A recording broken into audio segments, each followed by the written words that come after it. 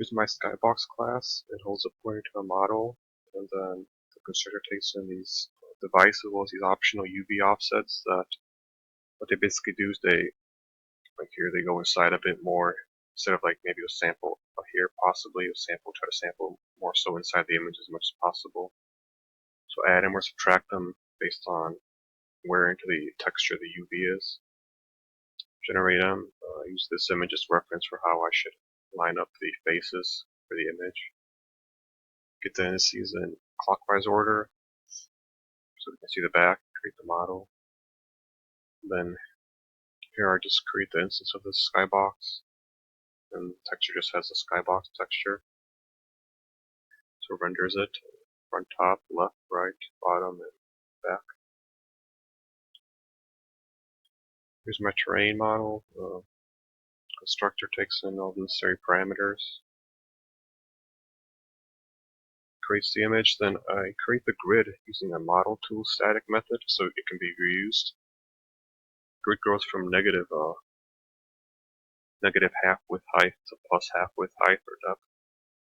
These step values are used to adjust the X and Z here to make sure that they go their full length instead of like if the width was 16 it goes to 16 and not 15 because it's less than. And the UVs, they start at 1, 1. I adjust them because in the scene the terrain starts rendering at the bottom right, so I have to adjust the UVs properly as well. Indices are generated here. In the model, further down, I also have to, when I get the height, I have to scale the X and Z here because the width might be greater than the image dimension, so this adjusts it.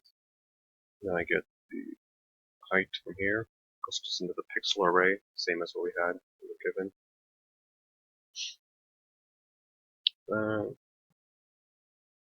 It creates the standard vertex everywhere here, just the Y, scales it to 1, and creates the necessary data. I have 4 scenarios. First one was to test the 16 by 16. So that worked properly. Second scenario was testing scaling it by 128/64, so now there's more vertices and the test is more defined because it's sampled more for the same positions.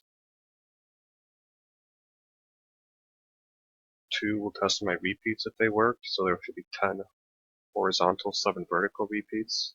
I use this texture to make it easy to test, so there's 10 here and 7 here, so that repeats work properly.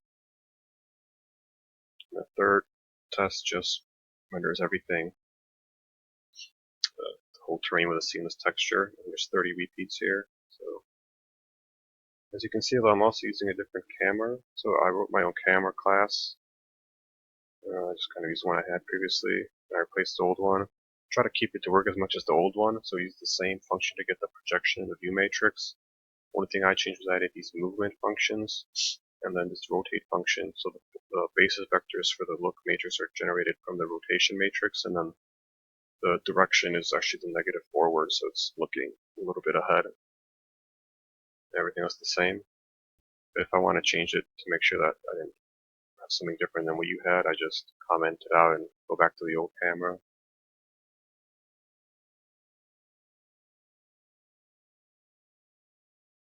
Same thing here as well. So